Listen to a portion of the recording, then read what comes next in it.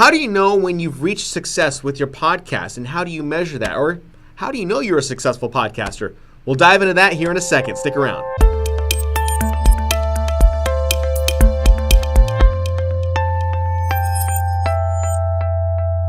Thanks for watching. My name is the Shanman, radio broadcaster, podcaster, and podcast producer. And today we are talking about how you measure success for a podcast. This question actually comes from Jonathan Stubbs on YouTube. He asked just a very simple question. How do you personally measure success after a launch? Now, this is going to depend on a couple of things. It always depends on a couple of things, right? And I suppose we have to answer some questions about strategies, goals. What are your personal goals for your podcast? What is a benchmark that you need to look at when it comes down to having a successful podcast? So really, it's just that question alone. Do you have a strategy in place for your podcast after you've launched it? Or what are your objectives? What are your goals? In fact, I think that is the most important question that you need to ask yourself.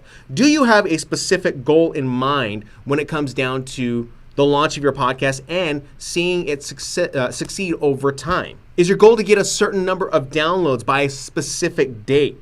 Are you trying to get more clients for your business? Or is this just purely something that is monetary and you're hoping that you can make some money off of your podcast? Or maybe you're looking for email subscribers, people that you can stay in touch with, people you can bring into your universe to become a part of your community, whether it be on iTunes, whether it's on Stitcher, or bring them in on a Facebook group.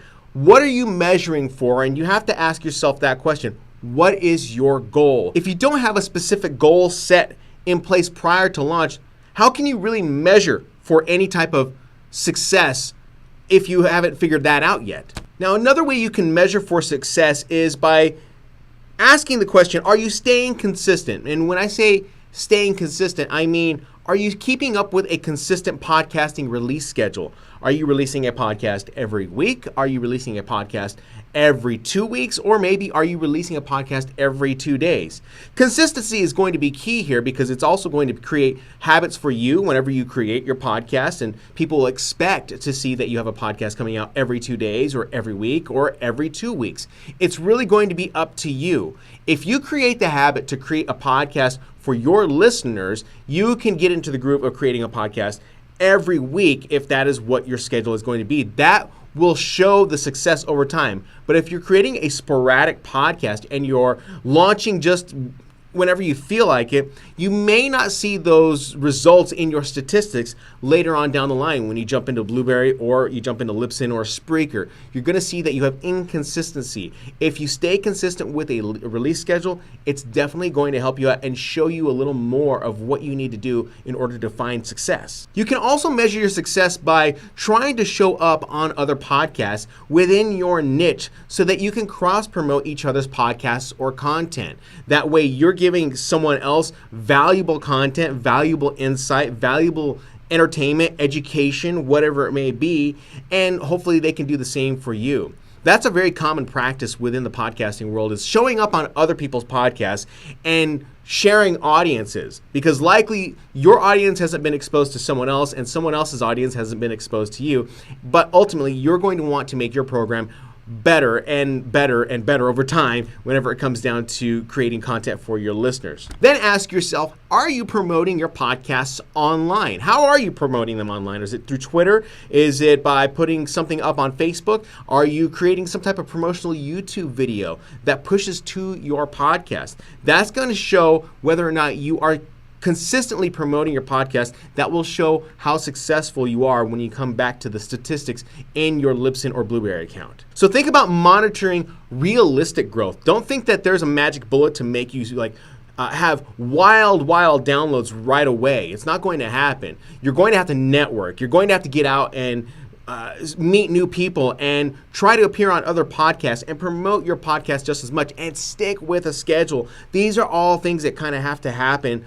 all at once at the same time. If you're passionate about the topic that you are talking about and you can do these other things on the side, whether it's after work or whether it's before work, you're going to see that there is going to be a return in your statistics. That's how you're going to be able to measure for success. And the last way we can measure for success really is, are you having fun? If you're not having fun with your podcast and it becomes burdensome, then likely it's not going to be successful. But like with anything, whether it's taking up a hobby like playing the guitar, maybe it's playing the drums, maybe it's knitting, maybe it's woodworking, and you're having fun with it and you see the results over time, then you know that it's going to be successful. You just got to constantly chip away at it every day, until you get better at it. So make sure you're practicing with your podcast, building your podcast out every single day. Just as my dad always used to tell me, you've got to work at it just a little bit every day. And if you work at it just a little bit every day, you get these small wins, and those small wins equal one big win. And speaking of doing fun things, recording Skype calls for one of your podcasts actually can be a really fun thing, because it's almost like you're doing a real live radio interview over the phone or over a Skype call.